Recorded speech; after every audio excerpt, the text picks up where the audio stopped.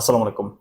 ভীষণ কার্যকরী এবং খুবই দ্রুততম সময়ে স্কিনের উজ্জ্বলতা বাড়াতে পারে এরকম একটা ফেস প্যাক আপনাদের সাথে আমি শেয়ার করছি। আপনারা 1 চা চামচ মধু, 1 চিমটি হলুদের গুঁড়ো এবং 1 চামচ দই অথবা দুধ। কেন বললাম দই অথবা দুধ?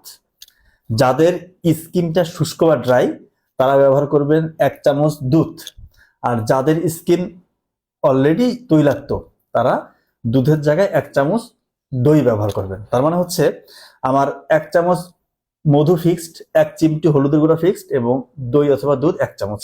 এই যে তিনটার মিশ্রণ, এটা যদি একটা পেস্ট করেন, করে আপনারা স্পেশালি ছেলে বা মেয়ে যারা মেয়েদের ক্ষেত্রে খুব বেশি কার্যকরী, তারা স্কিনের উজ্জ্বলতা বাড়াতে চায়, তো আপনাদের হচ্ছে যে মুখে অথবা গলায় অথবা যেখানে আপনারা স্কিনের উজ্জ্বলতা বাড়াতে চান সেখানে লাগিয়ে রেখে 15-20 মিনিট পর কুসুম গরম পানি দিয়ে ধুয়ে ফেলবেন।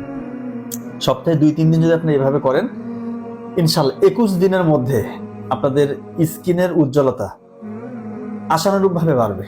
আপনারা এটা নিজেরাই আপনাদের নিজের স্কিনের কি কন্ডিশন এটা ছবি তুলে রাখবেন। আর আমি যেটা বললাম এটা আপনারা 21 দিন ব্যবহার করেন। ব্যবহারের পরে একটু ময়েশ্চারাইজার দিতে হবে। এটা দিলে কিন্তু আরো ভালো একটা রেজাল্ট পাবেন ইনশাল্লাহ। 21 দিন পরে আপনি নিজের ছবি আরেকবার তুলবেন, দেখবেন যে ইনশাল্লাহ কতটা ব্যাপক পরিবর্তন আপনার স্কিনের মধ্যে চলে এসেছে। এবং এটা যত বেশি দিন করবেন তত আরো ভালো রেজাল্ট পাবেন ইনশাল্লাহ। আর অতিরিক্ত টিপস হিসেবে আমি বলবো, আপনারা প্রতিদিন মেয়েদের ক্ষেত্রে 8 থেকে 10 গ্লাস পানি পান করবেন, অর্থাৎ 2 থেকে 2.5 লিটার। ছেলেদের ক্ষেত্রে অবশ্যই 3 থেকে 3.5 লিটার পানি পান করতে হবে। এবং রাতের ঘুমটা খুবই জরুরি যে কোনো ক্ষেত্রে, স্পেশালি স্কিনের উজ্জ্বলতা বাড়ানোর ক্ষেত্রে।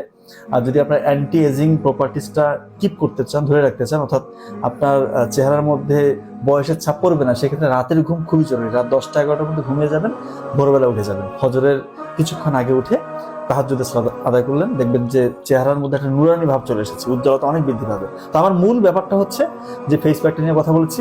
1 চামচ মধু, 1 চিমটি হলুদের গুঁড়া আর 1 চামচ দই অথবা দুধ, এটা আপনারা ব্যবহার করতে পারেন। ধন্যবাদ। আসসালাম।